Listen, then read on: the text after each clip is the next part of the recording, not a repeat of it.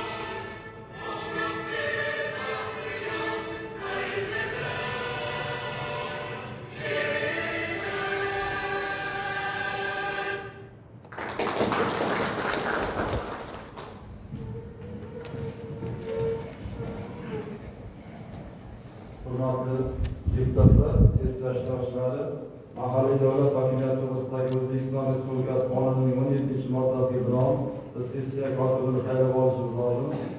20-saylov okrugidan deputat Egamberdiyev Avlod Ergashev uchun sessiya kotibi etib saylashni taklif qilaman. Boshqa takliflar bormi?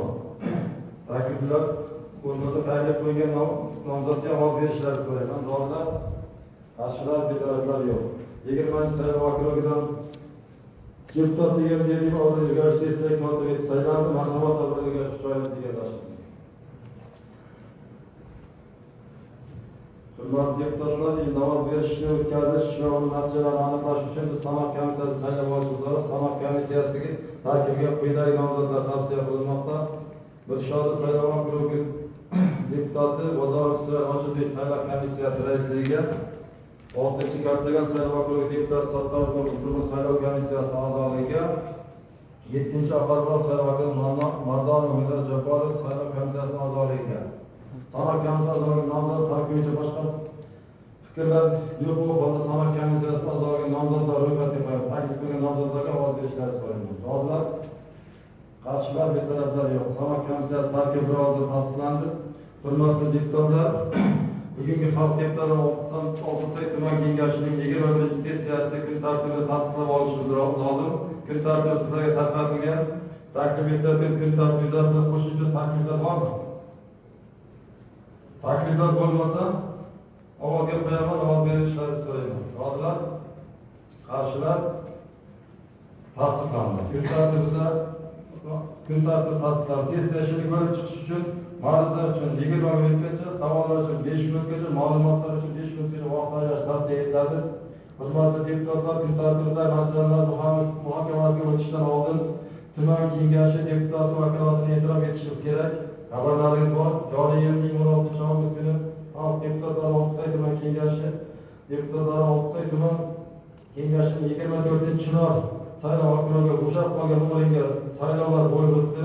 Bo'lib o'tgan saylov natijalarini e'lon qilish uchun so'z tuman saylov komissiyasi raisi Qudrat Safarov Ishmurodovich kelgan. Marhamat, Qudrat Ishmurodovich.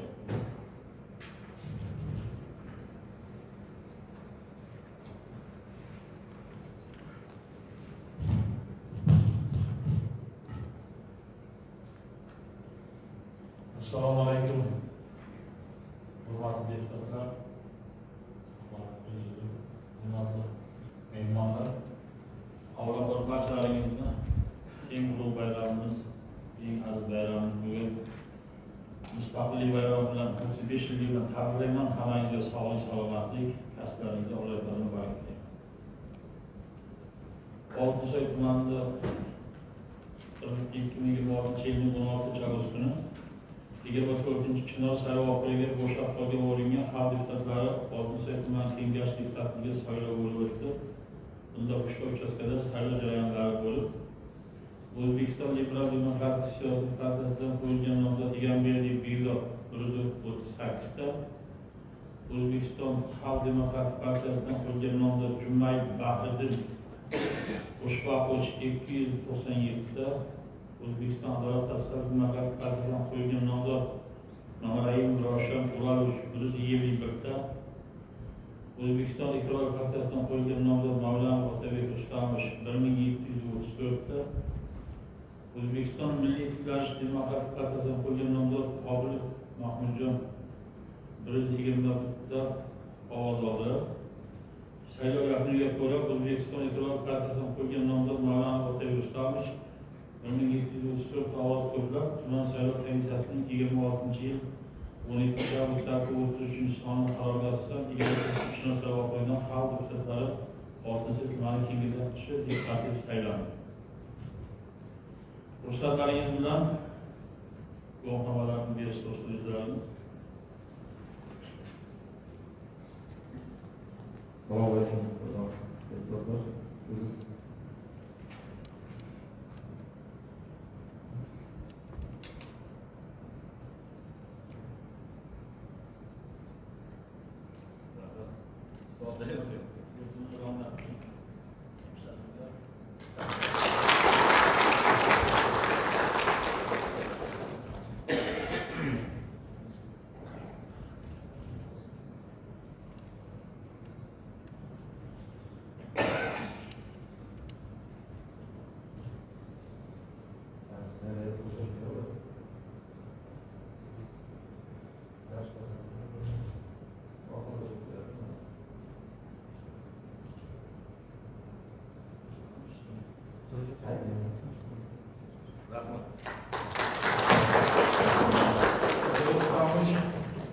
yurtimiz ravnaqi uchun xizmat qilishga ormay qolmashlaringizga muvaffaqiyat tilaymiz. Sog' salomat bo'ling.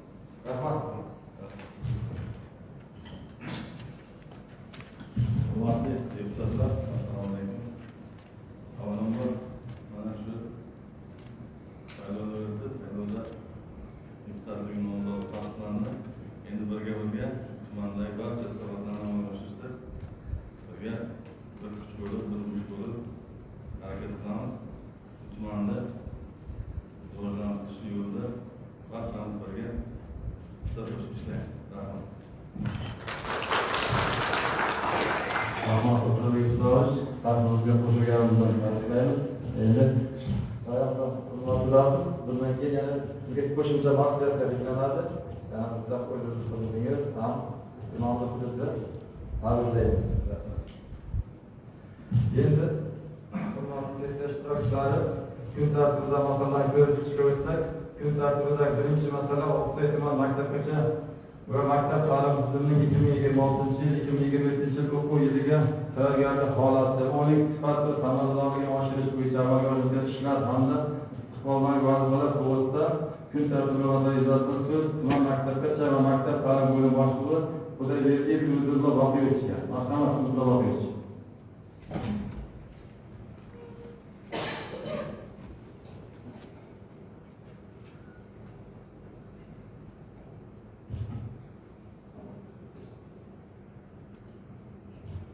Assalomu alaykum, hurmatli deputatlar, hurmatli yosh qatnashchilar. Men so'zim boshida ta'limning boshlanishi bo'lgan maktabgacha ta'lim tizimi haqida to'xtalib o'tmoqchiman.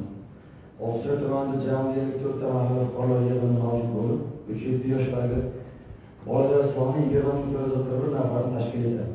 Hozirgi kunda tumanda 31 ta davlat maktabgacha ta'lim tashkiloti, shundan 9 ta davlat xususiy sherikchilik asosida 31 ta davlat maktabgacha ta'lim tashkilotlari, 102 ta oilaviy maktabgacha ta'lim tashkilotlari, jami 142 ta maktabgacha ta'lim tashkilotlari tashkil etilgan.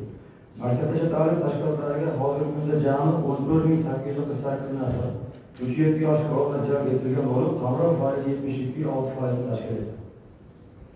O'tgan o'quv yiliga nisbatan davlat maktabgacha ta'lim tashkilotlari 29 tadan 2 taga ko'paytirilib, 31 taga yetkazildi. Hozirda 32-chi, 33-chi, 34-chi davlat maktabgacha ta'lim tashkilotlari jihozlanish bilan ishga tushiriladi. Quvvat 510 taga ko'paytiriladi. Shuningdek, tumanning 12 ta davlat xususiy sherikchilik asosida maktabgacha ta'lim tashkilotlari tashkil etish rejasiga asosan Gulobod mahallasidagi sobiq 11-chi davlat maktabgacha ta'lim tashkilotining eski binosi yangilanib, hozirda 31-chi davlat maktabgacha ta'lim tashkiloti tashkil etilib, ishga tushirildi va 4 ta guruhga 100 nafar bola qamrab olindi. 69-umumiy ta'lim maktabining yotoqxona binosi o'rniga 21-chi davlat maktabgacha ta'lim tashkiloti tashkil etilib, ishga tushirildi va 6 ta guruhga 180 nafar bola qamrab olingan.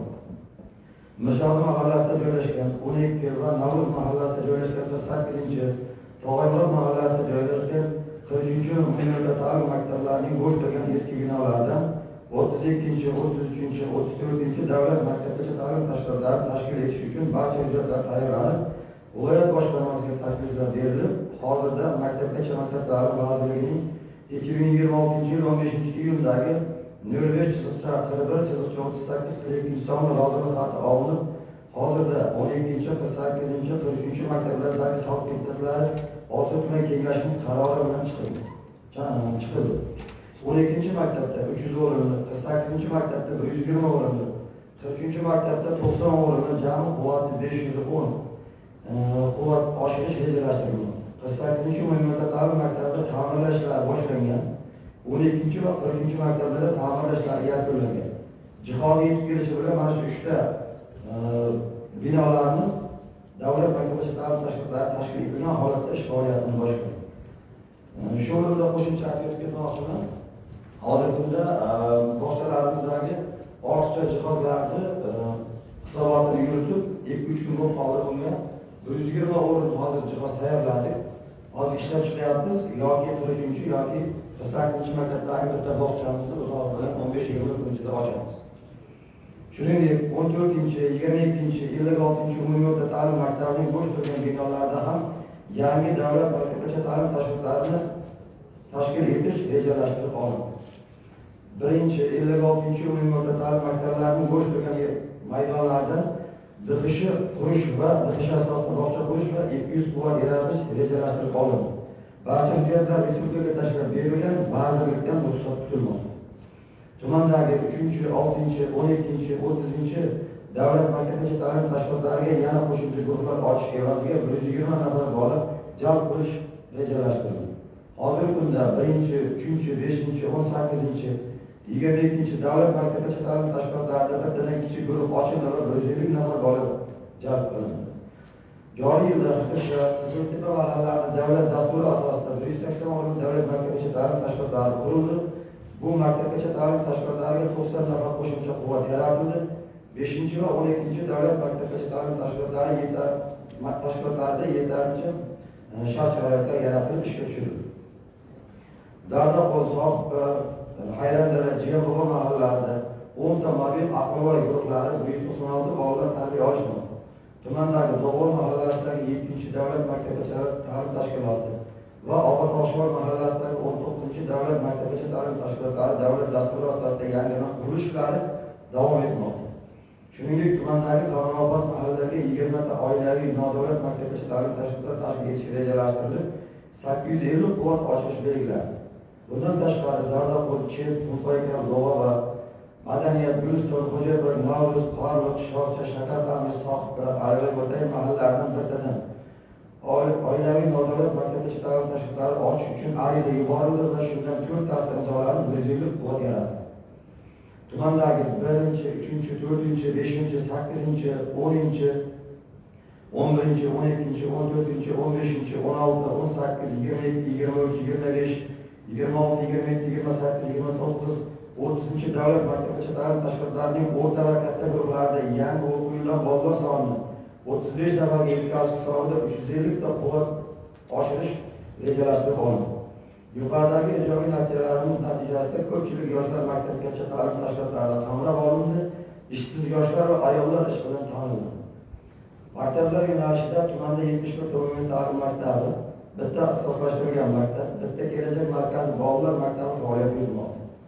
Mazkur ta'lim muassasalarida 2025-2026 o'quv yiliga ko'ra 338.838 nafar o'quvchiga 3961 nafar pedagoglar ta'lim-tarbiya berib kelmoqda. Shuningdek, 2025-2026 o'quv yili yakunlari bo'yicha 3082 nafar 9-sinf, 2664 nafar 11-sinf bitiruvchilariga elektron shakldagi shahodatnomalar rasmiylashtirildi. 74 nafar 9-sinf o'quvchilari a'lo shahodatnomalar bilan, 49 nafar 11-sinf bitiruvchilari oltin medal bilan, 3 nafar esa kumush medal bilan taqdirlandi. 11-sinf bitiruvchilaridan 27 nafari muddatdan oldin talabalarga tavsiya etildi. Ulardan 3 nafari xorijiy oliy ta'lim muassasalari grantlarini qo'lga kiritdi. 100% grant yutgan o'quvchilar. 2026-2027 o'quv yilida maktablarga 1-sinfga 4421 nafar o'quvchilar platforma orqali qabul qilindi.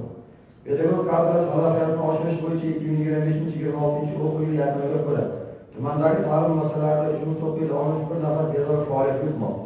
Ulardan 333 nafar oliy toifalari o'tgan yilga nisbatan 1,2% o'sishga erishildi. 648 nafar birinchi toifa, 983 nafar ikkinchi toifaga ega o'quvchilardir. O'tgan o'quv yiliga nisbatan oliy toifali va birinchi toifali o'quvchilar soni 24 nafarga oshirib, oliy toifali o'quvchilar soni 24 nafarga, birinchi toifali o'quvchilar soni esa 54 nafarga oshdi. Xalqaro va milliy sertifikatlash tizimi bo'yicha erishilgan natijalar bo'yicha tumanda 3961 nafar pedagogning 1362 nafar, ya'ni 34.3% xalqaro yoki milliy sertifikatlarga ega. O'tgan o'quv yilida bor yo'g'i 212 nafar pedagogda xalqaro yoki milliy sertifikatga ega bo'lgan. Bir yilda bu qariyb 5-6 barobar o'sishga erishildi degan. Xalqaro nimadan tashqari qo'shimcha sifatida aytib o'taman, xalqaro sertifikatga ega o'qituvchi va o'quvchilar ulushi bo'yicha respublika viloyatimizda 14-o'rindan 4-o'ringa ko'tarildi. Shu bilan birga xorijiy tillarda dars beruvchi o'qituvchilarning 89.3% malaka sertifikatlarini qo'lga kiritdi. 2024-2025 o'quv yilida maktab bitiruvchilarining oliygohlarga kirishi bo'yicha bitiruvchilarning o'rtacha ko'rsatkich bali 72.4% ni tashkil etgan bo'lsa, 25-26 o'quv yilida bu ko'rsatkich 78.44% ni tashkil qilib, 6% o'sishga erishildi. 2025-yilda bitiruvchilarda davlat oliygohlarida umuman kirmagan maktablar bitta, ya'ni 40-chi maktabni tashkil etgan bo'lsa, 2026-yilda bitiruvchilar davlat oliy ta'lim muassasalariga kirmagan maktablar mavjud emas. Bitiruvchilarning davlat oliygohlariga kirish ko'rsatkichlari 2023-2024 o'quv yilida 34.2% ni tashkil etgan bo'lsa, 2025-2026 o'quv yilida 40.8% ni tashkil etib, 4.6% o'sishga erishildi. Bundan tashqari, ta'lim sifati past bo'lgan maktablar soni 2025-yilda 13 tani tashkil qilgan bo'lsa, 2026-yil yakuni bilan 5 tani tashkil etib turibdi. Bu 8 taga qizil maktablar soni kamayganini bildiradi. Ma'lumot o'rnida aytib ketaman, bu maktablar tumandagi 21-chi, 25-chi, 37-chi, 38-chi va 54-chi maktablar. Shuningdek, prezident maktablari va ixtisoslashtirilgan maktablar tajribalarini ommalashtirish maqsadida bilimni baholashning yangi bosqichma-bosqich tizimi joriy etilib, bugungi kunda tumandagi barcha umum ta'lim maktablari mazkur tizimga qamrab olinmoqda. O'tgan o'quv yilida 9 ta maktab yangi baholash tizimiga o'tgan bo'lsa, 2026-2027 o'quv yilida yana 13 ta maktab yangi baholash tizimiga o'tishga tayyor holga keltirildi. Yangi baholash tizimi haqida ham qo'shimcha bir ma'lumot aytib ketmoqchiman. Tayyorlangan ma'lumotdan tashqari biz odatda masalan maktabda baho qo'yganda o'sha bolani 5 ballik tizimda baholanadi. Endi eskicha baholash tizimi bu. Maktabdagi eng a'lochi bahola o'quvchiga nisbatan qolgan bolalarga baho qo'yiladi. Bu yangi baholash tizimi 100 ballik tizimdan tashkil topgan. Ya'ni kunlik bolani natijasi 10 ball bilan baholanadi. Bu formativ baholash deb ataladi. Qolgan 90 balli bu summativ baholash deb ataladi. Summativ baholash ham o'z ichida ikkiga bo'linadi. 40 ball va 50 ballga bo'linadi. 40 ball o'sha boblar yuzasidan o'zlashtirgan natijalar, o'sha eski olararo nazorat, joriy nazoratga o'xshagan narsa bu. 40 ball bo'ladigan bo'lsa, nechta bo'lishdan qaraganida o'sha 40 ball ichiga bo'linib ketadi. Bu 50 ball har chorak oxirida o'quvchidan olinadigan CSB testi hisoblanadi. Bu ichida kreativlik, mantiqiy tanqidiy fikrlash, muammoli vaziyatga, o'sha tekstlarga yechim topa olishi bolani baholanadi. Endi bu baholash tizimi masalan ekraz bo'ladigan bo'lsa, ekraz mahalladagi, apon bo'lsa, apon mahallaya, chep bo'lsa, chepdagi bolani eng a'lochi bolani bilimidan kelib emas, butun respublika miqyosida bolani qay darajada bilimga ega ekanligini isbotlab beradigan, aniq ko'rsatib beradigan.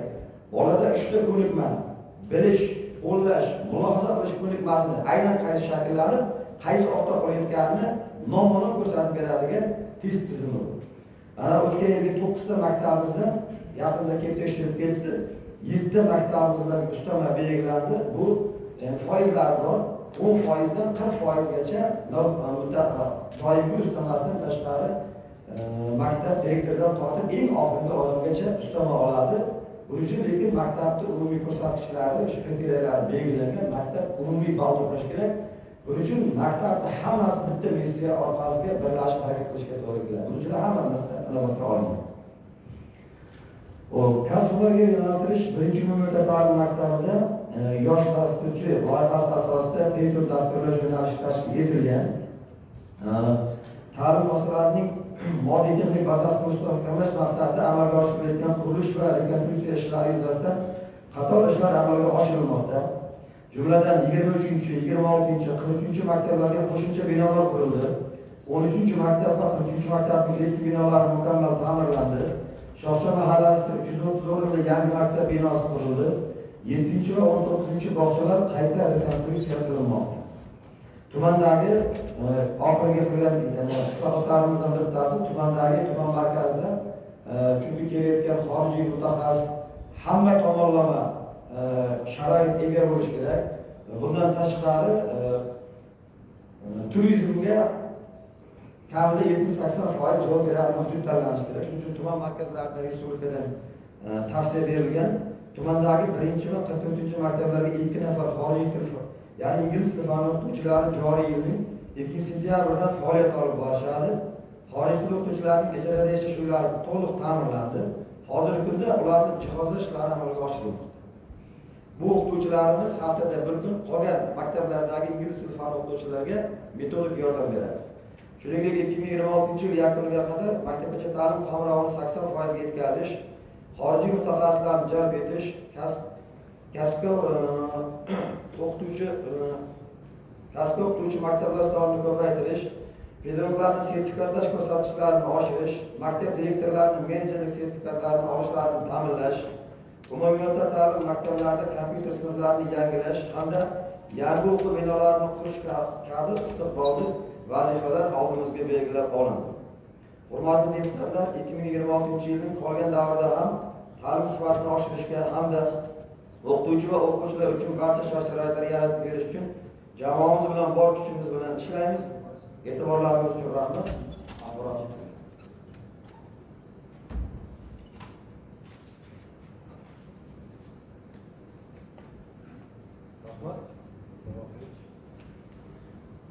Savollar bo'lsa, davom qilishga. Marhamat. Assalomu alaykum, hurmatli deputatlar. Ikkinchi Qur'on saylov okrugidan saylangan deputat Choriyona Sardor Farqi bo'laman. Mening savolim quyidagidan iborat. qarang, bizda Obod Turmush mahallasida joylashgan 32 maktab binosi bor. Shu bo'sh holatda turibdi-da hozirgi kunda. Men bir ikki martami sizga deputat so'rovnomasini yuborganman, chiqarganman. Bundan tashqari shu masalan hozirgi kunda maktabgacha ta'lim tashkiloti shuni qilish imkoniyati bormi, yo'qmi? Shu masalada sizga javob so'ramoqchiman. Amaliy yordam so'rayman. Rahmat savolingiz uchun. Hozir 12 ta bo'sh turgan binoni, buni kadastrlar belgilab bergan. 12 ta bo'sh turgan binoni bosqichma-bosqich 2 yil davomida davlat maktabgacha ta'lim tashkilotlarining yoki DXSH asosida tashkil etish belgilangan. Shundan boya ma'lumotchilik aytib o'tib ketdim. 21-31 davlat maktabgacha ta'lim tashkilollarini ochdik. Hozir 48-maktabdagi, 43-12 maktabdagi 3 ta binomiz ham tayyor. Endi hozir 48-maktabda faqat bo'yash ishlari qoldi. O'zlarining 2-3 kunda tayyor bo'ladi ham. Bu bizni oldimizga 3-oylikka belgilab qo'ygan vazifalarimiz 3tasi. Hozir jihoz masalasini boya aytib o'tib ketdim. 120 o'rinni biz o'zimiz yechayapmiz. Viloyat hokimimiz viloyat moliyaga topshiriq qildi bu masala bo'yicha, jihoz masalasini yechib qo'yish bo'yicha. Hozir jihoz masalasi yechilishi bilan o'sha 13-12 maktablardagi bo'sh binolar ham ishga tushadi. 4-oylikda aynan sizni bog'changizga shu 14-maktabdagi bo'sh turgan bino o'rnida 300 o'rinli davlat maktabgacha ta'lim tashkilotini qurish rejamizda turibdi. Bundan tashqari 22-5-maktabda shuni xuddi shunday holat xalqni norozichiligini hisobidan to'xtatdik. Lekin sizlarda bunday muammo yo'q. Hozir 48-maktabni mana shu bayramgacha tugatib olsak, bayramdan keyin mana shu ekspluatatsiya xodimlari bilan mana shu hamma bog'cha to'g'risiga juda og'ir bitta bog'cha ochish. Mana bir yilda 2 ta bog'cha, 5-12 bog'cha qurildi. Lekin biz 2 ta bog'cha tashkillashtirib, yana 3 ta bog'cha ochishga tayyorlab qo'ydik o'zimiz kuchimiz bilan 5 ta bog'cha qildik.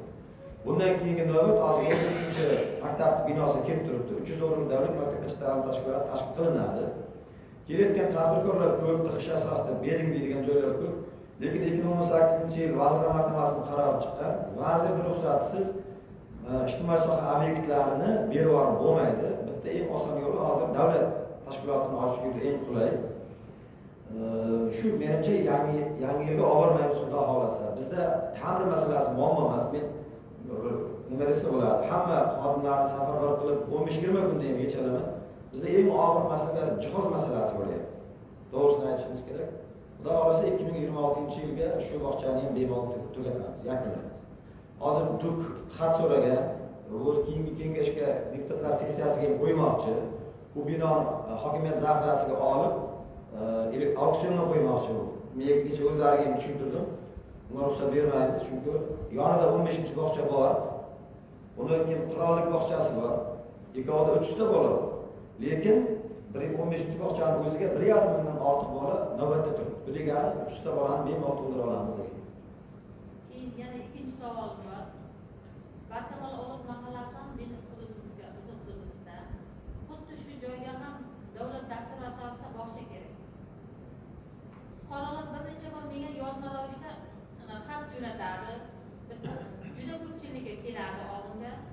Keyin men bu xalqaga ham xat jo'natganman, o'zim ham xat kirganman, iltimos qilganman. Keyin sizga ham bir necha bor deputatlik so'rovnomasi ham kirganman. To'g'ri. Shu masalada Bizda bunga to'g'ri javob berish kerak. Quruq va'da berib yolg'on gap kerak emas bu yerda. 24 ta mahallada davlat maktabgacha ta'lim tashkilotlari mavjud emas. Dastur bitta holat bo'yicha tushadi. Endi men to'g'risiga hozir aynan barkamol holatda nechta 3-7 yoshli bolalar qamralmagani haqida aniq ma'lumotim yo'q. Lekin o'sha dastur eng ko'p bola qamralmagan mahallalarga navbati bilan dasturga tushirib ketiladi. Lekin taklifini 24 dan doimiy beryapmiz. Hozir bizga bitta yutuq bo'layotgan tomoni Saudiya Arabistoni bilan bizning maktabgacha maktab ta'lim vazirligining o'rtasida shunday kelishuv bor. Buni hisobida eng og'ir hudud Surxondaryo va Bog'cha Qamrovi eng past bo'lgan Surxondaryo bo'lganligi uchun 100 ta davlat maktabgacha ta'lim tashkilotini homiylik asosida qurib berishga erishilgan. Endi 28-yil yakuniga qadar deyilgan. Shuning ichida bizda ham shu 100 tadan 600dan 7 ta mahalla kiritilgan. Bu ikkinchi holati hurmatli prezidentimiz o'zi ham hozir ta'kidlayapti, vazirimiz ham eng ko'p masalani aynan Surxondaryoga bog'cha masalasiga qaratyapti. Sabab bizda Qamrovda pastligi davlat maktabgacha ta'lim tashkilotlarining kamligi bilan bog'liq bo'lib qolyapti. lekin fuqarolarni Tushunarli. Voqea o'rganishni so'rayman. Holat juda ham qilyapti. Aytib beryapti. Bir necha yil bo'ldi. To'g'ri, siz yozib ketavering, masalan, Tushunarli. Voqea uchida nima qilib o'rganib rasmiy nima qilamiz, javob berasiz. rahmat. Keyingi savol. Assalomu alaykum, hurmatli do'stlar. Hurmatli sessiya qatnashchilari, 17-chi shakar qamish saylovi o'tkazilgan Milliy demokratik partiyasidan saylanganman deputat. Hozir o'zim korrupsiya qarshi kurash doimiy komissiyasi raisiman. Endi avvalo fursatdan foydalanib hammalaringizni mustaqilligimizning 35 yilligi munosabati bilan muborakbod etaman. Avvalo hammalarimizga muborak bo'lsin. Endi maktabgacha ta'lim masalasi hozir hokim obsujeniya qilyapti, viloyat prokurori obsujeniya qilyapti bu masalalarda. Qolaversa muhtaram prezidentimiz har qanday yig'ilishda, yaqinda orden mukofotlashida ham o'sha yerda ilm, bilim, ma'lum dedilar. Ya'ni bu masala juda jiddiy masala. Bekorga muhtaram prezidentimiz yangi O'zbekiston maktab ostonasidan boshlanadi. Ya'ni men nima demoqchiman? Bu bitta o'zingizni kuchingizni bu masalani hal qila olmaysiz. Albatta biz ham qarab turmasligimiz kerak. Deputatlar aktiv bo'lishi kerak. Birgalikda yechiladigan juda ko'p masalalar bor. Shu jumladan men endi sessiyaga shu gapni aytishga majbur bo'ldim. Yonimda maktab bor. Yonimda ko'chada maktab bor. Lekin mana xalq biladi, men rayonda 30 tadan ko'p obyekt qurgan odamman. 8 ta zapravka qurdim. 5 ta 6 ta joydan O'zbekistondan suv chiqardim. 12 ta transformator o'rnatdim tumanga. Eng katta shebin zavodi qurdim. Bir kun to'yga bordim shu yerda. Bankda ishlaydigan yigit to'ydim. Qayrandalarda ko'prikda o'tirdim. Mo'may kelibdi, "Hamrohsizmi? Sizni eshitib kelganingizni peshanangizdan bir o'pay" dedi. Nima bo'ldi? Mo'mashga desam aytadi, "Siz dedi mana shebin zavodi qurdingiz" dedi. Biz dedi hayronlar bilan Qo'jisar xalqi senda qutulib ketdi. Keyin aytdim-da, siz hozir meni o'pmadingiz dedim. Siz muhtaram prezidentimizni o'pdingiz. Chunki muhtaram prezidentimizning odilona siyosati oqibatida bu bo'lyapti. Hammasi.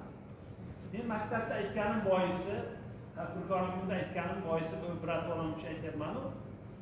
Lekin shu maktabda bitta oshxona edi. Men sizga bir necha marta murojaat qildim. Masalan, o'zim hisobimni quraman, maktabni hisobiga qoladi u. O'shancha sessiyada aytishga majbur bo'ldim. Sizdan iltimos bo'ladi. Oldindan murojaat qilganmiz.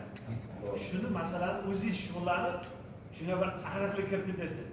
Nima deysiz? Bitta savol bo'ladi.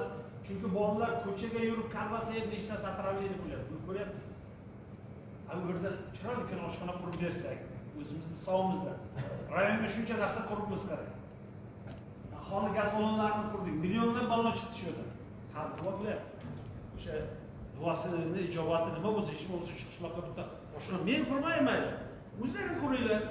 Lekin biz ko'ramiz, tanaffusda bolalar ko'chaga 20 ta bu yoqqa, 10 ta bu yoqqa yugurib yuradi. Jiddiy narsa bu masala. Ertaga bir kosa-kosaga tekkaniga kamaydor va aydor oqadi. Shuning uchun meni iltimosim bo'ladi. Endi mana shu sessiyada aytgan protokolga kiritib qo'yamizda, bir kuchingizni ko'rsatsangiz nima deysiz? Bo'ldi, shaxsan o'zim nazoratga olaman masalan. Rahmat. Juda yaxshi harakat bo'ldi. Sessiyaga kiritamiz bu masalalarni. Yana kimda qanday takliflar bor?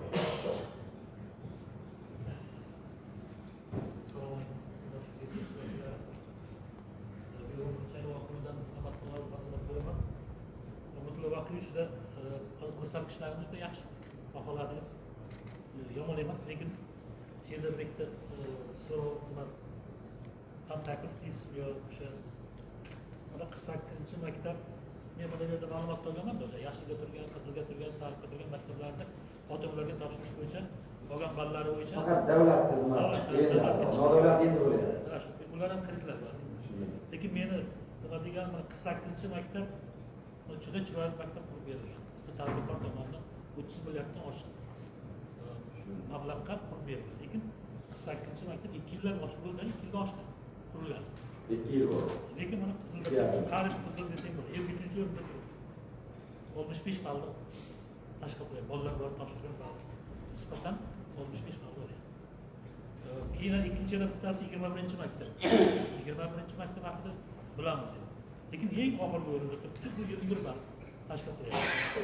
Shu shularni bir nazoratga olish mumkinmi? Sizlarga qanday metodik yordam bo'lyapti, boshqa bir yordamlar bo'lyapti? Shu sizlar tomoningizda qanday ishlar amalga oshiryapti? Shu ikki maktabga nisbatan. 48 maktab umumiyda qizilda emas. Hozir bo'yicha qizilda to'g'ri aytyapsiz. Umumiyda qizilda emas, shuning uchun 48 maktab bilan umumiy ishlar ishlamaganmiz maktab bilan. Lekin umumiy ishlayotganmiz ayni alohida o'z uchun chora-tadbir belgilab ishlamaganmiz 48 bilan.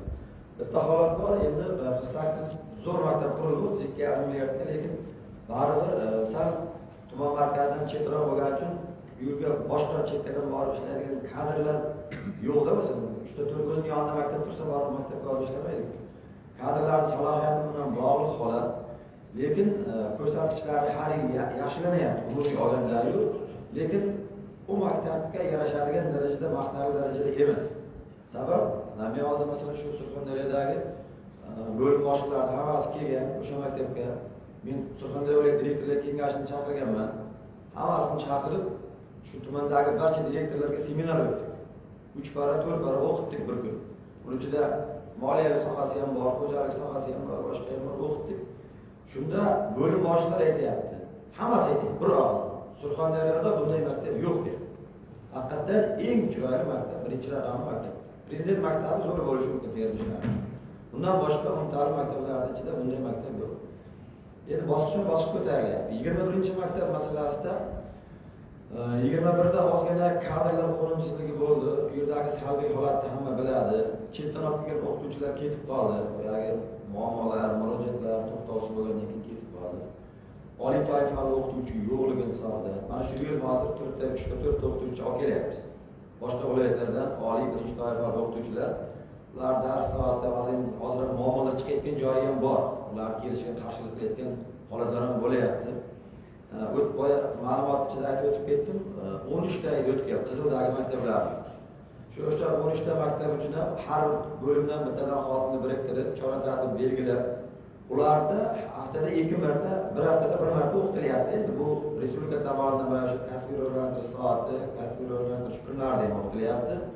Bundan tashqari, bunda masalan bir hafta o'zini maktabida bo'lsa, bir hafta o'sha tayanch maktabga borib, eng iqtidorli o'qituvchilar dars o'qib, o'zining maktabida ishlayotganlar bor, respublikaning tashabbusi. O'zimizning tashabbusimiz bilan o'sha chetdan malakali toifali o'qituvchilar olib kelyapmiz. Birinchisi bo'limda bittadan xodimni biriktirib, hammasiga chora-tadbir belgilab, masalan bitta 11-sinflarida, masalan qolgan maktablarda ixtiyoriy direktorlar bor. Lekin ayni shu maktablarda 11-sinflar bilan noma'lum ishlarish kerak. Sabab o'sha sentyabrda, oktyabrda, noyabrda. Masalan bitta men bitta o'quvchi bo'ladigan bo'lsam, Xudoyberdek Umidullo topshiraman jahon tillariga. O'rtacha kirish bali o'tgan 150 ball bo'lgan. Sentyabrda topshirilyapti, ko'ryapti. Men necha ball to'playapman? 100 ball. Sinchilasa demayapmiz. Oktyabrda ko'ryapmiz 105 ball. Keyin birdan analiz qilyapmiz. Iyul oyida oyiga 5 balldan qo'shib borsa, o'qishga kiraladimi, kiraolmaydi. Yoki kunlik dars soatini sarflayotgan energiyani oshirish kerak. Yoki yo'nalishni o'zgartirish kerak. Ana shu yerda bolalarni noma'lum ishlar. Bitta maktabda direktorning yonida 3-4 ta zavod bo'lsa, 20 ta bitiruvchi bo'lsa, 5 tadan 4 tadan bolani bo'lib berdik. Bolani ham taxminiy. Birinchi raqamli direktor, ikkini ilmiy, 3 tumanaga 4 ta psix bo'lib, yana 5 ta direktor oldi. Yaxshi bola to'g'ri keladimi? Yomon bola to'g'ri keladimi? Peshanasi shu bolani oliy ta'limga kirish bo'yicha shaxsan mas'ul. Birdan ko'tarilib ketdi demaymiz, lekin mana 8 tadan qizil maktablarimiz 5 taga tushdi. Oliy ta'limga bitta kirmagan bola maktabimiz bor, 41-maktab. Mana bu yil oliy ta'lim kirmagan birorta maktabimiz yo'q. Eng kamida bittadan kirgan. Xudo xolasa keyingi reja mana shu 5 ta qizil maktabni umuman olib chiqib ketish. Sizni ustoz hozir berayotgan savolimiz juda o'rinli, aynan 21 masalasida. Biz hozir men o'zimda shu savol paydo bo'lyapti. 21-37-maktab 2-yil qizilda qolib ketdi. Qolgan maktablar masalan yangidan boshlanyotgan bo'lsa, bu ikkita maktabimiz 2-yil takrorlanyapti. Bu ikkita maktab bilan shaxsan mudir o'rinbosar ishlash kerak. Uni xodimga tashlab qo'yib, bu masalaning yechimini qilib bo'lmaydi. Chet bilan boshqa bilan viloyatdan bor imkoniyatlardan bo'lsa hammasidan foydalanamiz. Rahmat.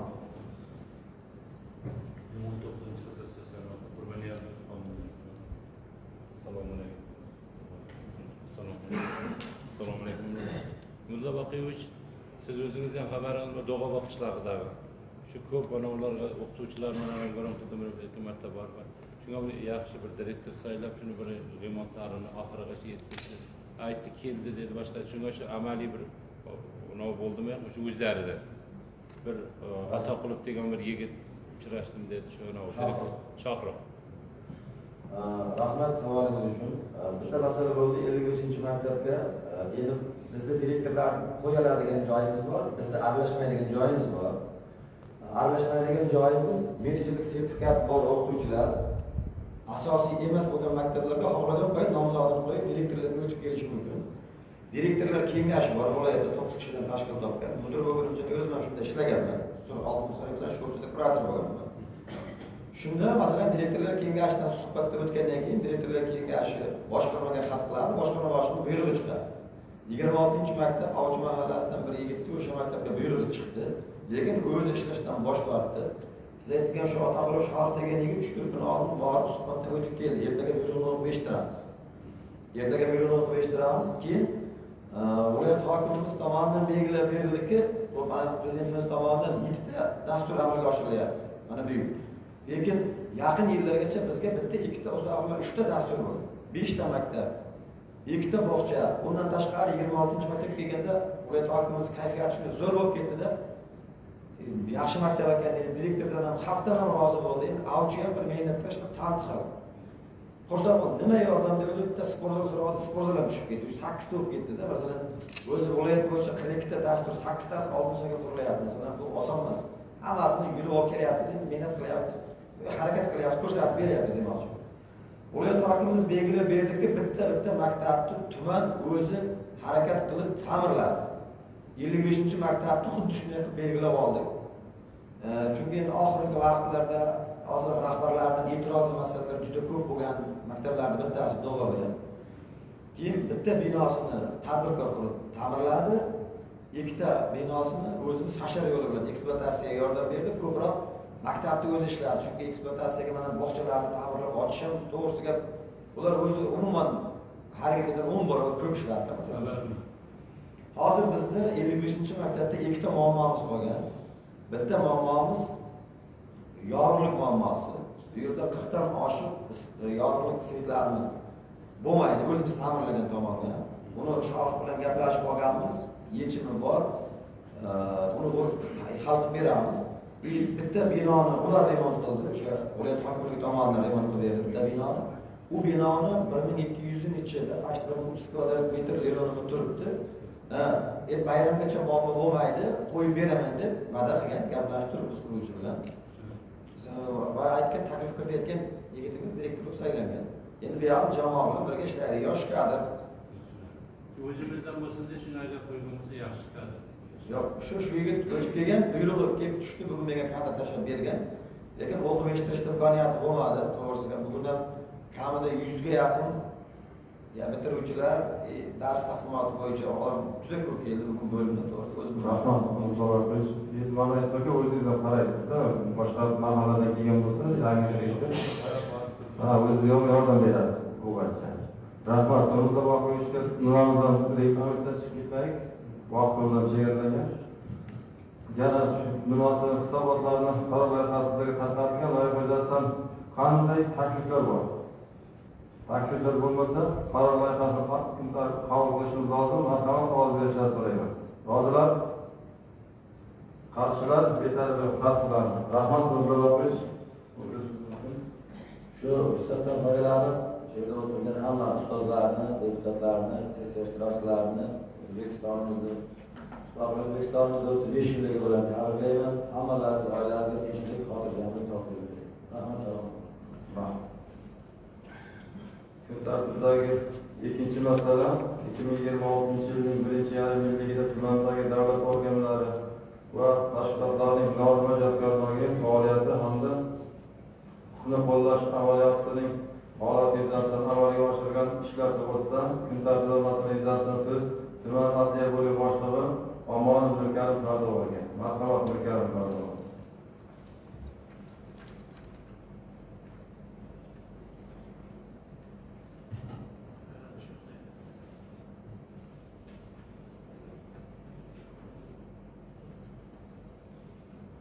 Assalomu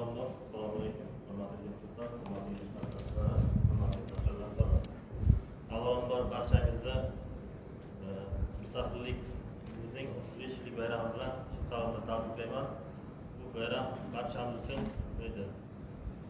doimiy nishonlab beradigan amaliy necha yillar kutgan orzudagi bayramalardan biri hisoblanadi.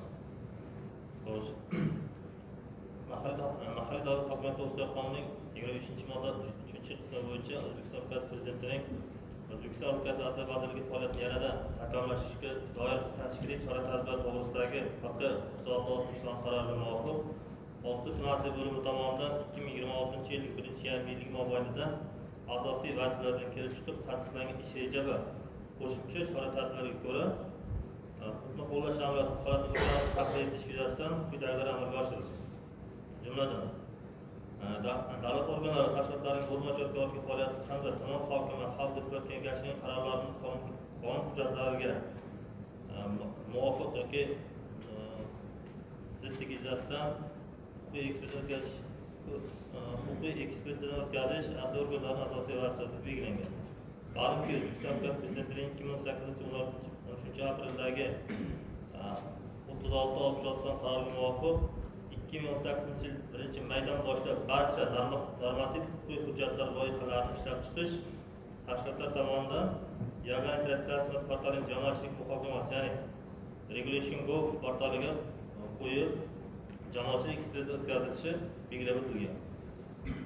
Mazkur joriy yil davomida Xalq deputatlari tuman kengashi tomonidan jami 9 ta davlat hujjat kelgan bo'lsa, shundan 4 tasi demak tuman hokimligi ekspertiza o'tkazilib, Xalq deputatlari kengashining 3 ta qarori, tuman hokimligining 3 ta qarori qonunchilikka zid bo'lganligi sababli demak qaytarib yuborildi. 6 tuman adliya bo'limi tomonidan amalga oshirilgan ishlar yuzasidan shuni ma'lum qilamanki, 6 tumanda 1-yarimlik davomida jami 55 ta taqdimnoma chiqarilib, taqdimnoma ijrosi yuzasidan 251 million so'm fuqarolarning shaqi va ma'naviy moddiy zarar to'lovlari berildi. 5 nafar boshliq shaxsga esa ijobiy jazo qo'llanilib, 1 nafar xodim bilan mehnat shartnomasi bekor qilindi. 228 dan ortiq hujjatlar qonunchilikka muvofiqlashtirib, qonunchilikka zid qabul qilingan buyruq va qarorlar bekor qilinganligi ma'lum qilinadi.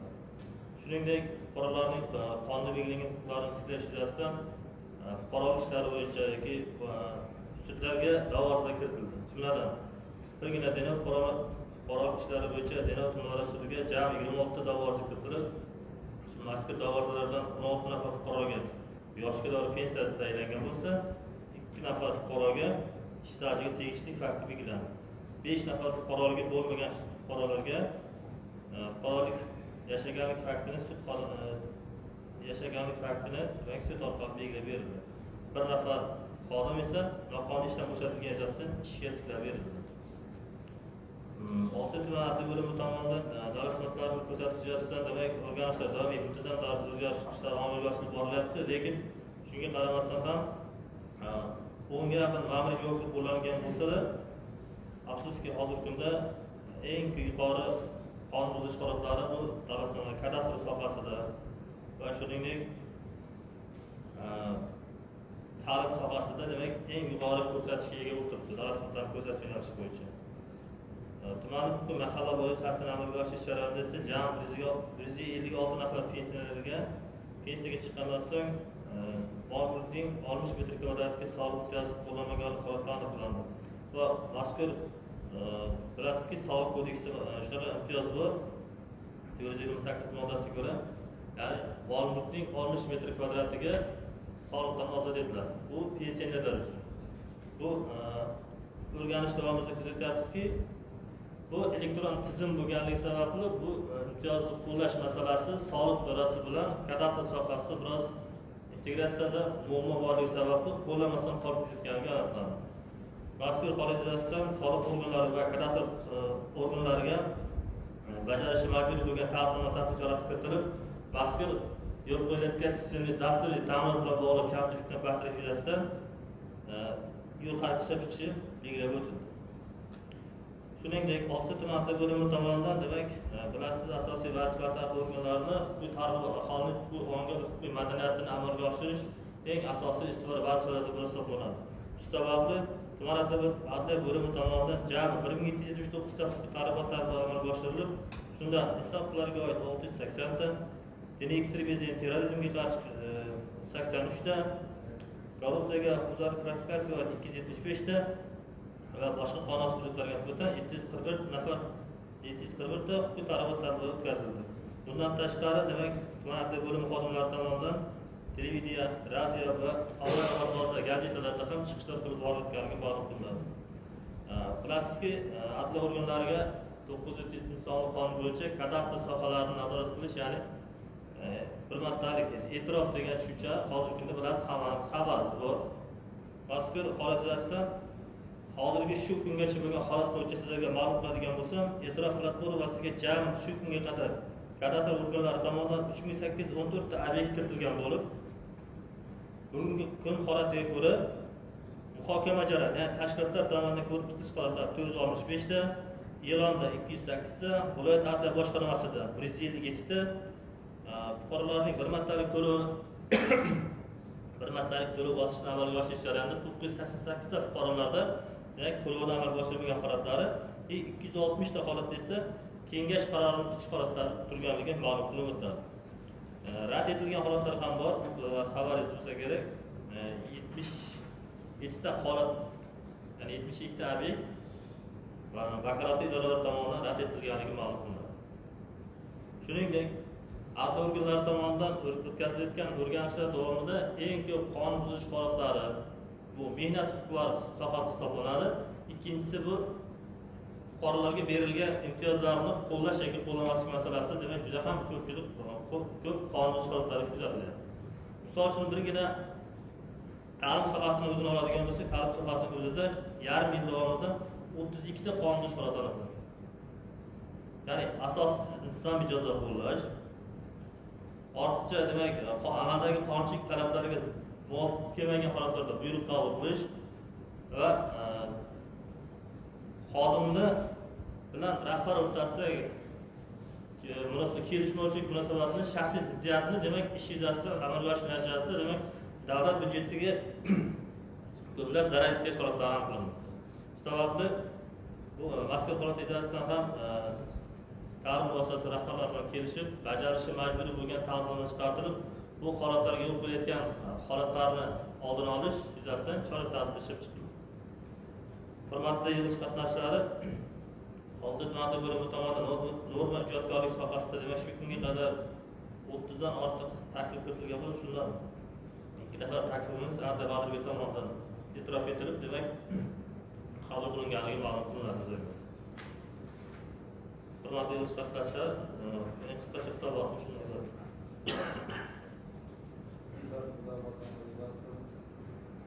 Mirkaz Bardoviga savollar bormi? Marhamat. Hurmatli sessiya qatnashchilari, hurmatli rais, o'zini tanishtirdim. Lekin bilamizki, adliya organi bizga hisobot bermaydi, axborot beradi bu kishi. Endi ma'lumot tushuntirmaydi ularga. Lekin bir gap deputat sifatida bir gap aytmoqchimanki, tashkilot rahbarlari mana o'rnagosi bo'ladigan rahbar deb aytish mumkin. O'zimning shaxsiy fikrimni aytyapman hozir. Chunki har qanday murojaat bo'lsa, rahmat sizga, doim hozir bo'lgansiz. Buning uchun bekorga o'rnak deb aytmayapman, chunki deputatlarimiz tomonidan juda ko'p e'tirozlar bo'lyapti tashkilot rahbarlariga nisbatan. Bu masala bilan biz hozir shug'ullanamiz, albatta. Bir jiddiy baribir bir xulosa chiqaramiz. Meni savolim 24-5 avgust 937-sonli O'zbekiston Respublikasining o'zboshimchalik bilan egallangan yerlar bo'yicha qaror chiqqan. O'sha qaror yuzasidan aholini ichida olib boriladigan qanaqa tashviqot, targ'ibot ishlari bor. Chunki baribir xalqimiz ko'plar tushunmaydi bu qarorni. Tushunadiganlar bor, tushunmaydiganlar bor. Shuning uchun birdaniga bir taklif deb aytib ketmoqchiman. Kengashlaringizda aytsangiz, ki taklif shuki, sizdan iltimos bo'ladi, shu deputatlarni qaysi haligiga borsangiz, hududga deputatlarni chaqirib, birgalikda mana shu tashviqot, targ'ibot ishlarini olib borsak, aholimiz uchun juda foydali bo'lardi deb hisoblayman. Rahmat sizga. Birinchi savolingizga nisbatan javob beradigan bo'lsa, demak, aholi o'rtasida ta'lim tashkilotlarini hozir mahallaga borgan holatda ishlayapti. To'g'ri, ochig'ini aytishimiz kerak, hozir mahallaga boramiz, borganimizda mahallada bir 8-10 ta fuqaro bo'ladi. Targ'ibot doirasini talab qilyapti. Shu sababli mazkur ta'limotlar bilan ko'paytirish uchun demak ijtimoiy tarmoq, ya'ni hozirgi kunda Telegram, Instagram, Facebook kabi ijtimoiy tarmoqlardan foydalanish natijasida aholiga yetkazish kerak qilyapmiz. Bundan tashqari aholi bilan eng ko'p muloqotda bo'ladigan bu mahalla yetkazuvchi hisoblanadi. Mahalla raisi, hokim yordamchisi yoki yetakchi hisoblanadi. Xotin-qizlar faol. Mazkur arizasidan e'tirofga tushgan mahallalarda ishlaydigan yettilik bilan demak uchrashuv, telefon orqali tushuntirish ishlari olib boriladi. Aholining haqli e'tirozlari bor. Misol uchun oladigan bo'lsak, shu tan olishimiz kerak, aholi tomonidan e'tirozlar, ya'ni tushunmovchilik. Soliq bilan bir martalik to'lov farqiga bo'lmaydi. Hatto bu mahalla raislar o'zlari ham farqiga bo'lmaydi. Bu bir martalik to'lov o'zi nima narsa, soliq nima uchun bunaqa narsa degan narsani savol berishadi. Bu narsani biz fuqarolarga o'sha mahalla raislarga tushuntirganimizda baribir nima deydi? O'sha sohani ichiga kirmaganligi uchun baribir deydi, fuqaroga to'g'ri tushuntirib bera olmaydi. Shu sababli biz shunaqa bir mexanizm qilganmiz. Fuqarolarda bo'ladigan savollar bo'ladigan bo'lsa, yo meni raqamim, yo bo'lmasam o'sha e'tirof dasturi bilan ishlaydigan 3 nafar xodim bor. 3 nafar xodim telefon raqam berganmiz. Savollari bo'ladigan bo'lsa, chiqib bemalol javob beramiz. Sababi endi to'g'ri ulgurmay qolishimiz mumkin, telefon yig'ilishib qolishimiz mumkin. Shu sababli Vasfiya xolatchasidan demak xodimlarga barchasidan elektorda mahalla bo'lsa, elektorda mahallaga xodim biriktirilgan, adda xodim biriktirilgan. Mazkur xodimlar demak o'sha mahallaga borib, o'sha nima edi, fuqarolar bilan uchrashib, o'tkazib ketganligi ham holatlar bo'lyapti. Aslida 9 ta hozirgi kunda 9 ta mahallada bir martalik to'lov chiqqan. Hali degani ishimiz juda tekin ketyapti-da. Chunki 2028-yilda bu narsa tugaydi. Xabarlarimiz bo'lsa kerak, qonunchilikda yangilangan bo'ldi, bir martalik to'lovda 50% chegirmasi ham bor misol uchun. Keyin tashkilotlarni ko'rib chiqish muddati 150 kundan 60 kunga tushirildi. Bu ham albatta nima edi? Bizga o'sha kadastr fuqarolarning kadastr hujjatlarini rasmiylashtirishni tezlashtirishga demak hukumat tomonidan amaliy yordam berdi. Faqat endi eng asosiy masala o'qib eshittirgan bo'lsam kerak, 988 ta fuqaroda bir martalik to'lov to'langani yo'q. Bu degan 988 ta fuqaro kadastr hujjatlarini rasmiylashtirishni xohlamayapti yoki to'lovda qanaqadir uzilish bo'lyapti. Shuning uchun sizlardan bir iltimos qilardim, mana shu bir martalik to'lov chiqqan mahallalarda deputatlar fuqarolarga to'g'ri tushuntirib, bu bir martalik berilayotgan imtiyoz ekanligi, agar o'z vaqtida hujjatlar rasmiylashtirilmaydigan bo'lsa, bu ertaga jiddiy oqibatlar olib kelishi mumkinligini demak tushuntirishga maqsad qilmoqchi bo'ladi. Kecha sizni yordamchingiz kecha hokimiyat yig'ilish kerak masala qo'ydida, Ma'murda mahalla bor ekan, 9 ta ma'murda. Shu 9 ta mahallaga deputat bo'lsin, sizni xodimlaringiz bo'lsin, mahalla rais, mahalla yetkazuvchilar bitta qo'shma seminar qilsin, aholiga tushuntirish bersin. Hamma deputatlarga yordam beradi o'z hududida. Yaxshi bo'ladi. Shuni siz bitta seminar tashkil qiling, mahallaga boramiz bor.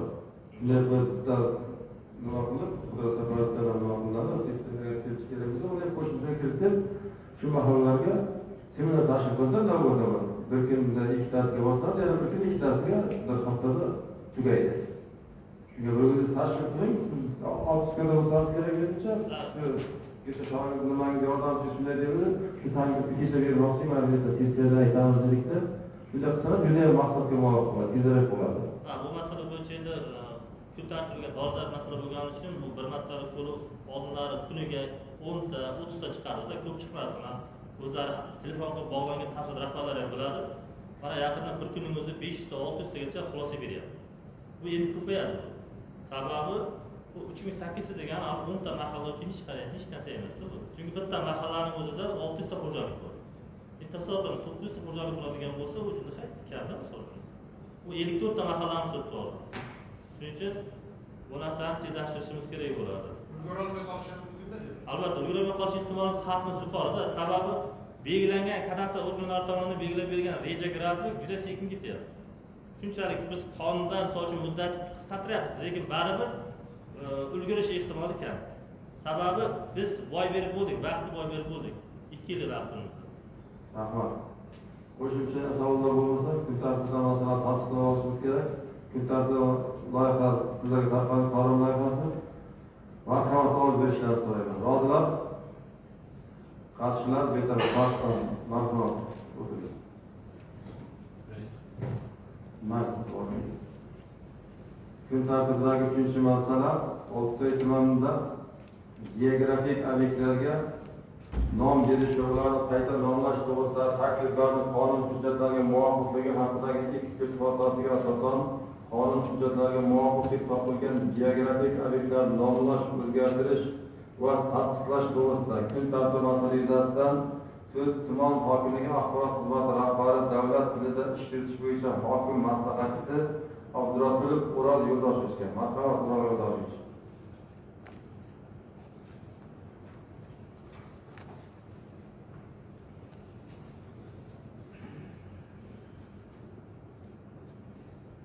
Assalomu alaykum, hurmatli sessiya ishtirokchilari, hurmatli tuman faollari, hurmatli kengash deputatlari. Avvalambor sizlarda yaqinlashib kelayotgan mustaqilligimizning 35 yilligi bayramini chin yurakdan samimiy muborakbod etaman. Ishlaringizga omad, xonadonlaringizga baraka tilayman.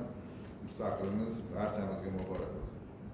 Hurmatli faollar, hozirgi kunda tumanimizda O'zbekiston Respublikasi geografik obyektlarning nomlari to'g'risidagi qonunga asosan ko'plab amaliy ishlar olib borilmoqda. Bu borada aytish joizki, tumanimizdagi 54 ta mahallada 2020-yilda 320 ta ko'cha mavjud bo'lgan bo'lsa, 6 yil davomida olib borilgan o'rganishlar va mahalliy aholining taklifiga asosan tumandagi barcha ko'chalar toifalarga, ya'ni ko'cha, tor ko'cha, berk ko'cha va shoh ko'chalarga ajratilgandan so'ng tumandagi barcha ko'chalar soni 1328 taga yetdi. 2026-yil iyul oyida tumandagi Jembovo, Shohkor, Yanqurilish, Igrat, Do'g'aba, Shohcha, Qorliq, Botash, Jovu kabi mahallada 16 ta ko'cha tuman kengashi tomonidan tasdiqlandi nomlari. Bugungi sessiyada esa tumandagi Jilbuloq, Marmin, Qorliq, Yanqurilish, Shodlik, Gulobod, Mirobshan va Mustaqillikning 10 yilligi mahallalaridagi jami 11 ta nomsiz ko'chalar bo'yicha berilgan takliflar Respublika ekspertiza komissiyasining 2026-yil 28-iyuldagi mazkur xulosasiga asosan sessiyaga kiritilmoqda. Mazkur mahallalarda barcha ko'chalar toifalarga, ya'ni tor va berk ko'chalarga to'liq ajratib chiqildi. Hurmatli sessiya ishtirokchilari, hozirgi kunda ushbu mahalla fuqarolar yig'inlari bilan raislari va mahalla faollari bilan birgalikda nomi tasdiqlangan ko'chalarning kirish qismiga ko'cha nomlari yozilgan peshlavhalar tayyorlash ishlari boshlandi. Bundan tashqari geografik obyektlarning nomlari to'g'risida qonun ijrosi yuzasidan tumanimizda 2 ta mahallaning nomi aholining taklifi va tuman kengashining qaroriga asosan boshqa nomga o'zgartirildi. Ya'ni tumanimizdagi Pahlavon mahallasi nomi Xo'jasoat mahallasiga, Gulchechak mahallasi nomi esa Alpomish mahallasiga nomiga o'zgardi. Shuningdek, tumanimizda 15 dan ortiq mahallalarning kirish qismiga mahalla nomlari yozilgan arkalar o'rnadi. Mahallada 8 ta shaxs nomi berilgan ko'cha nomlarini qayta nomlash bo'yicha mahalla aholidan 30 ga yaqin takliflar olib, ko'rib chiqish uchun viloyat komissiyasiga taqdim etildi. Hozirgi kunda ko'cha nomlari tartibga solish yuzasidan tuman komissiyasi yig'ilib belgilab olindi. Qonunga asosan tumanimizda mahallalar qonunchilikka mos kelmaydigan ko'cha nomlarini o'zgartirish yuzasidan mahalliy aholidan takliflar va iltimosnomalar kelib tushmoqda. Mazkur iltimosnomalardan kelib chiqib, tumandagi ayrim ko'cha nomlarini qayta nomlash va tartibga solish ishlari joriy yilning sentyabr oyida to'liq yakuniga yetkaziladi. E'tiborlaringiz uchun rahmat. Men qisqacha bermoqchi bo'lgan ma'lumotlarni o'zimizga qo'yaman. Yuzasidan Ural Yo'ldoshichga savollar bormi? Marhamat.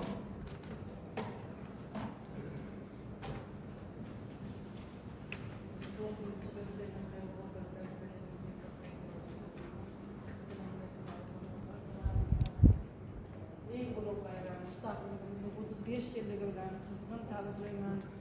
Yig'ilish qatnashchilari sog' salomat bo'lin va oilaviy xotirjamlik, ishlaringizga muvaffaqiyatlar tilayman.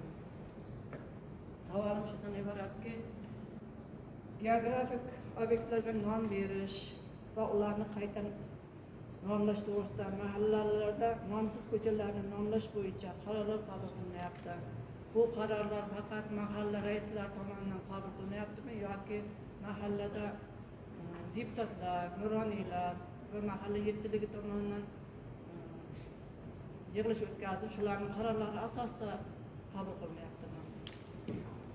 Savolingiz o'rinli bo'ldi. Har bir ko'cha nomlari mana shu kadastr agentligi tomonidan bizga nomsiz deb berilgandan keyin mahallaga murojaat qilinadi. Mahalla o'zining huzuridagi kengash, nuroniylar va yettilik tomonidan o'rganib chiqilib, tor ko'cha, berk ko'cha va ko'cha nomlarini belgilashda o'zlaridan kelib chiqib nom taklif beriladi. O'sha nomlar bayonnomalar asosida bizga yetkazib berilgan. Biz ularda taklif innovatsiyalarini hisobga olib, respublika komissiyasi berganmiz. O'shalar tasdiqlab, reyestrga kiritish choralari ko'rilmoqda. Yana bir taklifim bu jarayonni bundan keyin qattiq nazorat qilishni Rahmat. Qo'shimchalarimiz oldi. Assalomu alaykum. Rais, hurmatli sessiya qatnashchilari, avvalambor hammalaringizni mustaqilligimizni 35 yil bayramini shu qalbdan tashkil. Hammalaringiz ishlaringizda muvaffaqiyat. Kelgusi yillarga Alloh taolo hammamizni mana shu yerda o'tirishni tush-tugal nasib qilsin. Men beradigan savolim Qur'onda to'g'ri hozir nomlash, adiklar, adiklar nomlash bo'layapti, mana mahallalarimiz nomlandi. Bu mayli, lekin bitta narsada hozir bizda sessiya qarori bilan o'zbek tiliga maqom berilgan, o'zbek tilida biz gaplashishimiz kerak, nomlar ham o'zbek tilida bo'lishi kerak.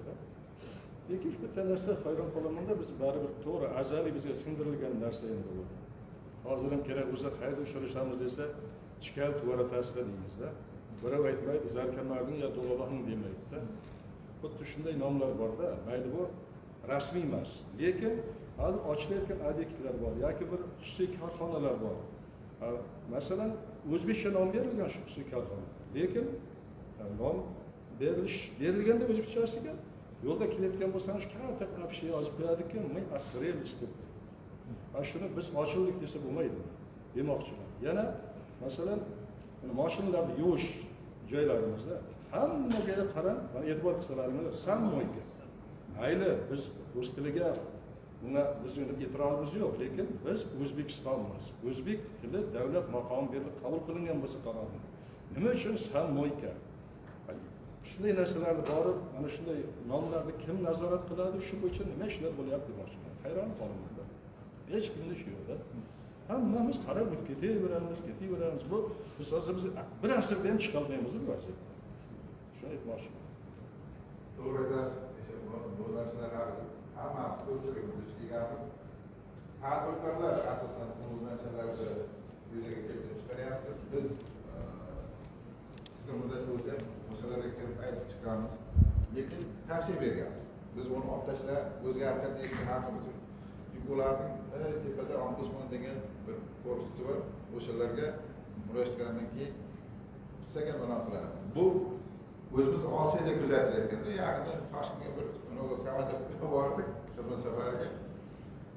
Og'zimiz kelishmaydi-da bu nomni aytishga to'g'risi qiynalib ketasiz. Shularda nima ketyapti? Endi bitta narsa bor ekan. Hozir ma'naviyat bor-ku, hokimiyatda. To'g'rimi? Ma'naviyat oldin shu ashralar nima bor, nima birga ko'rib chiqarmiz. Uni bitta ko'rib chiqib, sessiya qaror kiritasiz. Hozir bugungi qarorga bitta qaror chiqib, ko'rib chiqib tadbirkor mayli, o'zimizga tadbirkor shu hammasi qismligi mumkin deganmiz-ku. O'zimizga tadbirkorlik qilamiz, hech qanday bir nimada chiqib ketmaymiz-ku. Bu masalan samovoyga boshqa narsa nomi bordir. Hozir bitta biznes bir narsa deb qo'ygan nomni. Lekin nom, lekin samovoyga ruscha degan narsalar salgan ko'rib chiqasizlar o'zlari. Bu borada davlat tili haqidagi qonun 20-moddasida yozib qo'yibdi. Barcha peshlavhalar hammasi davlat tilida bo'ladi. Deklarator qonuni 6-moddasi. Shuni kim nazorat qiladi?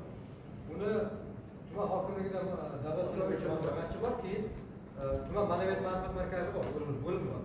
Ikkovi mana Donlayt mashinalar ombudsmandan bo'lib murojaat Niye kadar taşkada oturuyorlar hürmetler bilen birov o'zi chiqib ketsa, birov kelib chiqib ketsa, nima qo'yapmiz? Sal hurmatlar saqlanglar. Asillikni boshqasi ham sessiya bu. Hurmatlar bilan nima qo'yapmiz, qaysilar bo'lsa ham. Juda e'tirozlar to'g'ri.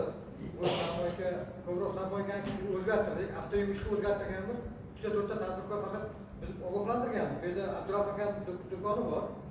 Reklama unga xat berganmiz. 600 chiqarmayapti. Shu uchun bilan Dinoga borib, Toshkentda chiqarib kelyapti. Dinodan borib chiqaryapti, Toshkentdan borib chiqaryapti.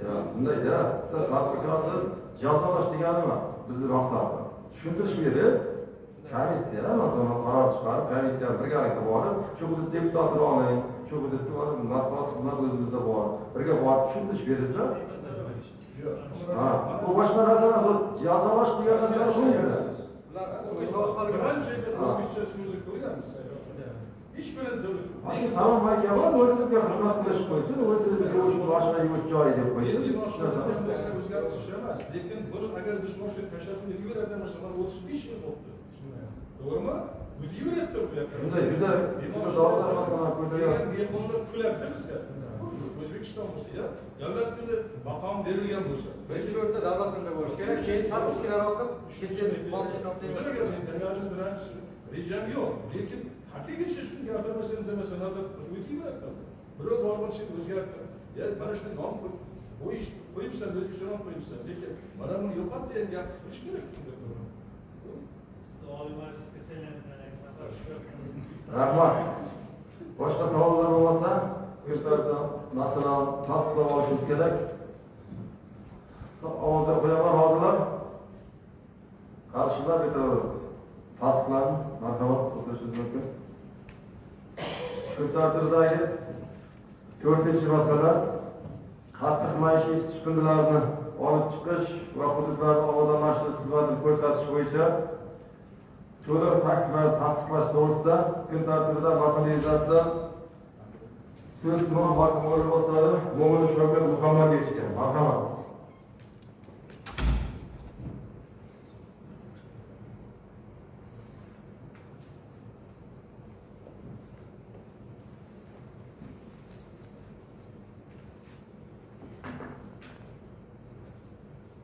Assalomu alaykum, hurmatli deputatlar, hurmatli sessiya ishtirokchilari.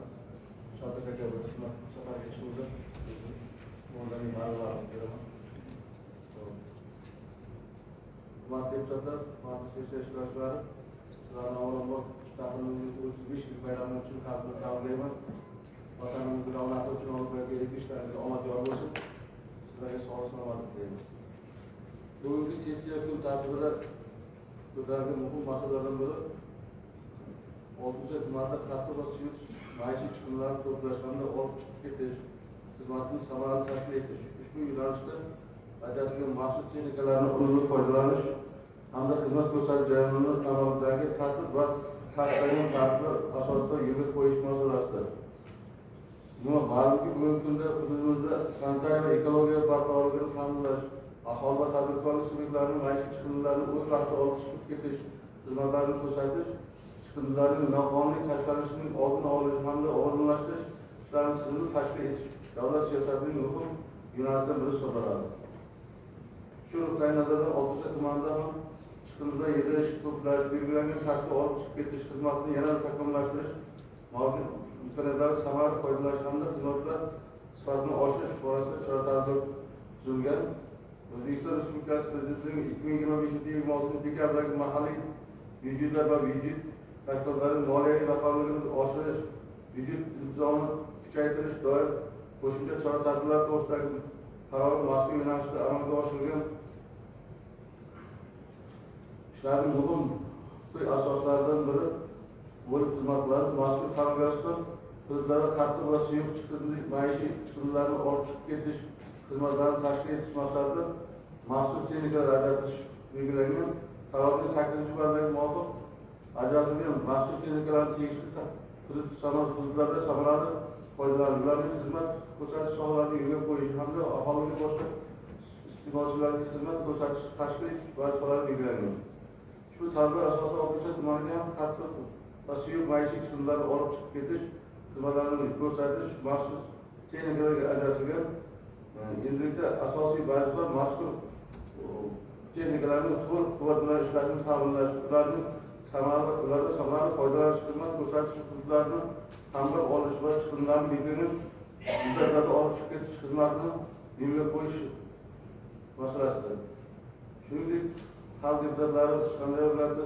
Kengashning 2026-yil 3-fevraldagi Bilasizda qattiq va suyuq maishiy chiqimlarni to'plash hamda olib chiqib ketish xizmatlarining tariflarini tasdiqlash to'g'risidagi 26-son qarori bilan tegishli xizmatlar ichida tariflar tasdiqlangan.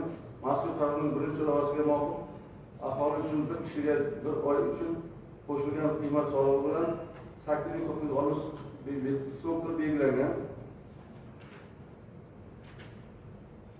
Yuridik shaxslar uchun qattiq maishiy chiqimlarni olib chiqib ketish bir kub metr uchun qo'shilgan qiymat solig'i bilan 179,312 so'm belgilangan. Suyuq maishiy chiqimlarni olib chiqib ketish bir kub metr uchun qo'shilgan qiymat solig'i bilan 179,312 so'm etib belgilangan.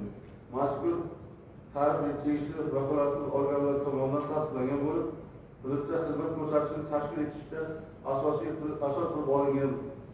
Bu sababli tuman hududida faoliyat yuritish tadbirkorlik sub'ektlari, korxona va tashkilotlar boshqa yuridik shaxslarni qattiq va suyuq maishiy chiqimlar olib chiqib ketish tartibi xizmatlarini aynan tasdiqlash tariflari asosida xizmat ko'rsatishni yo'lga qo'yish mazkur masalalarning amaliy ahamiyati hisoblanadi. Chiqimlarning o'z vaqtida olib chiqib ketishni hamda ularning sanitariya masalasi emas, balki hududning ekologik holati, odamchiligi, aholi salomatligi va tumanimizning umumiy kayfiyatiga bevosita ta'sir ko'rsatishi omillardan biridir hisoblanadi.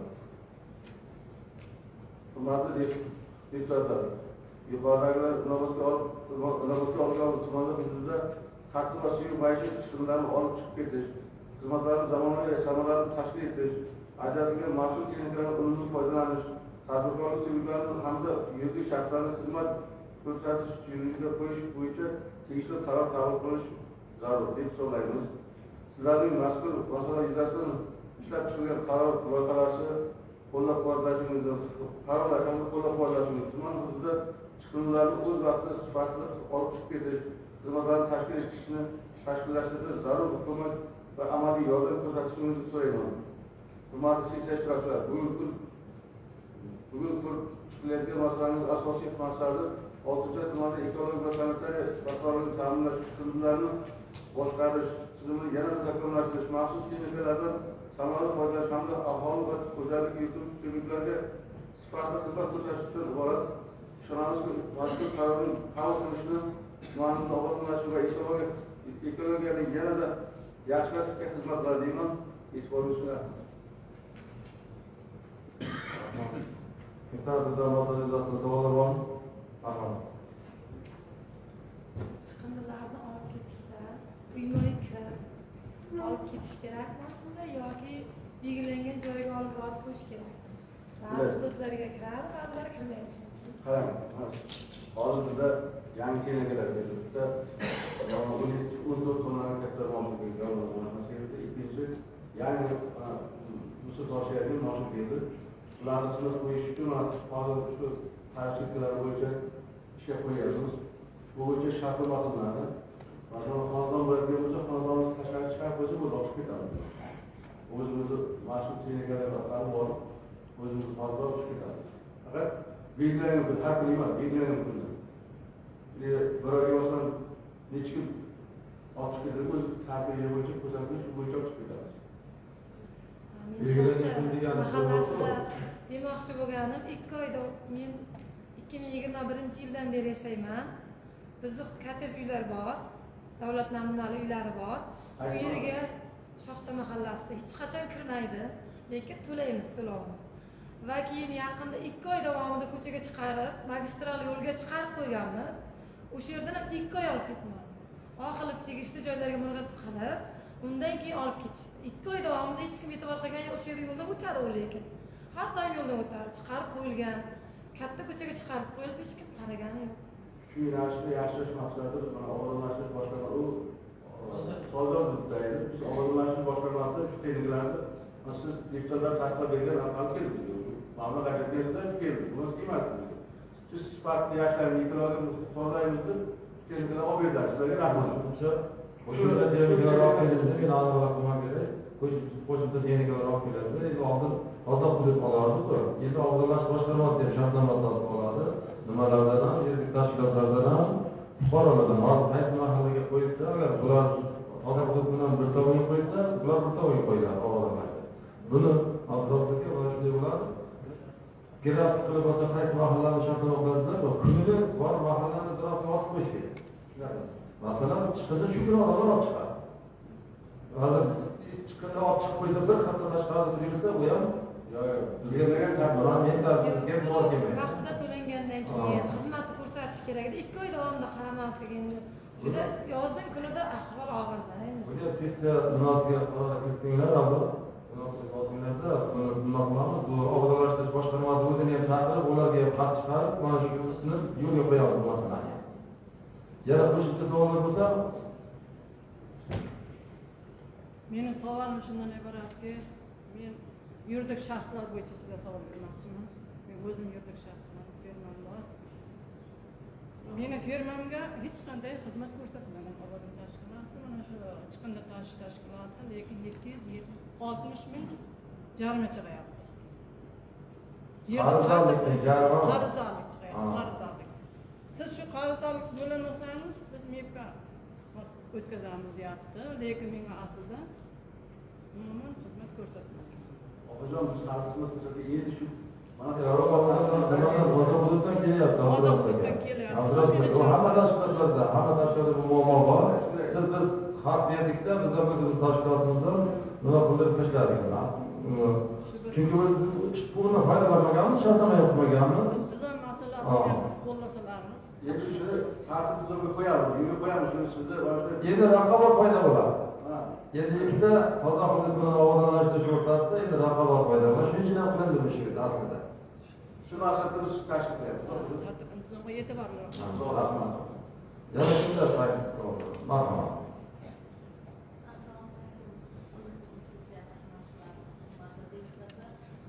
Savolim shundan iboratki, mana bu islomozor usullar olib ketilyapti, muammo yo'q hech qanday mahallalarda. Faqat bitta muammo bo'lyapti.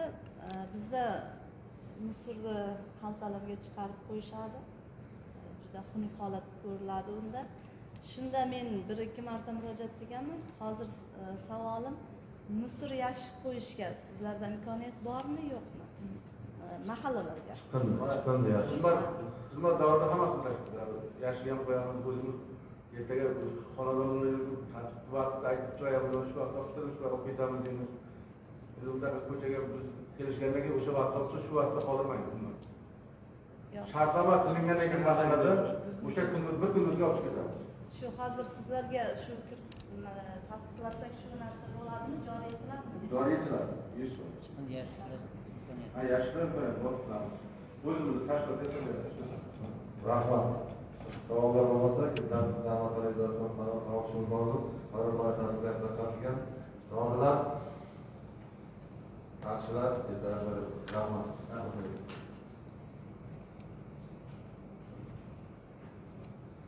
Kun tartibidagi 5-masala